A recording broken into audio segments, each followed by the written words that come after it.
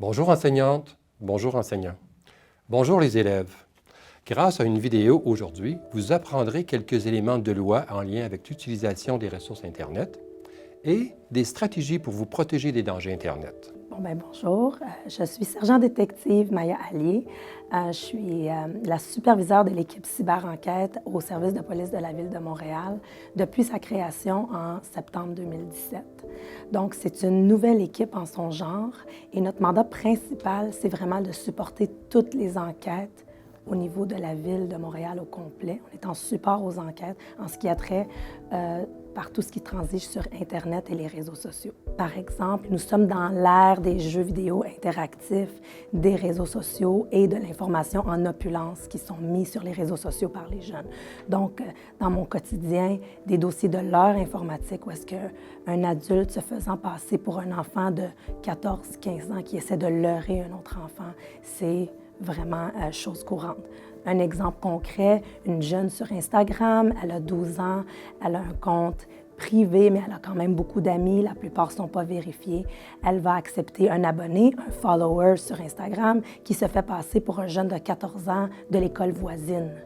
Et donc, quelques jours après, c'est très rapide, c'est beaucoup plus rapide qu'on pense. Il va lui demander, il va faire un contact via le chat d'Instagram, il va lui demander des photos intimes d'elle et il va même lui en envoyer. Évidemment, ce n'est pas des vraies photos puisqu'on parle d'un adulte qui vient personnifier un enfant. Et donc, encore une fois, la conversation va suivre et il va y avoir une rencontre qui va être donnée dans un parc, au dépanneur du coin, dans un restaurant du coin. Très populaire d'aller dans un McDonald's et donc souvent les jeunes vont avoir peur et à ce moment-là, ils vont faire appel à quelqu'un en qui ils ont confiance. Avez-vous des situations vécues par les jeunes qui ont été portées à votre attention par une direction d'école ou par des parents? On a eu un événement qui nous a été rapporté par une école où est-ce qu'un jeune du premier cycle du primaire, donc on parle encore beaucoup plus jeune que votre audience, qui a suivi le défi du Momo Challenge et qui malheureusement a dû être hospitalisé par la suite. Donc on a été très chanceux, ça aurait pu être des conséquences plus grave, mais on s'en est sorti avec quelques blessures. Donc, c'est sûr, au niveau des directions d'école, des parents et évidemment des membres des forces policières, il faut vraiment être très vigilant. Quel type de criminels tente de s'attaquer aux jeunes? La cybercriminalité ou le cybercriminel ne discrimine pas. Donc, on en voit de tous les âges, de tous les sexes, de toutes les classes sociales. Par contre, ce qu'il faut se rappeler, c'est que c'est des gens qui sont très à l'aise avec les nouvelles technologies, avec les nouvelles plateformes. Ils savent ce que les jeunes utilisent.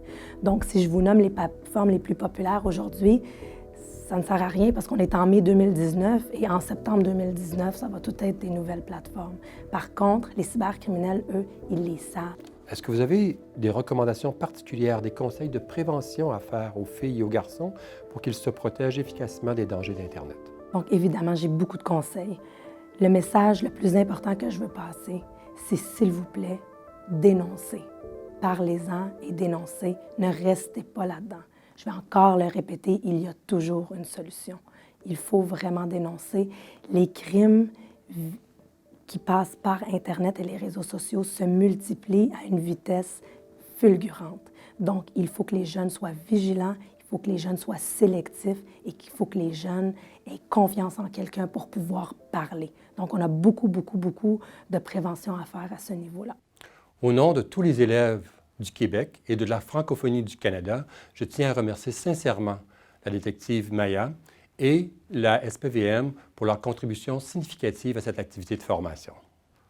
Voilà, on vous laisse intégrer ces éléments avec vos enseignants et enseignantes. Merci de votre attention. Au plaisir, Gaston Leclerc, conseiller pédagogique, Conseil des technologies de l'information du Canada.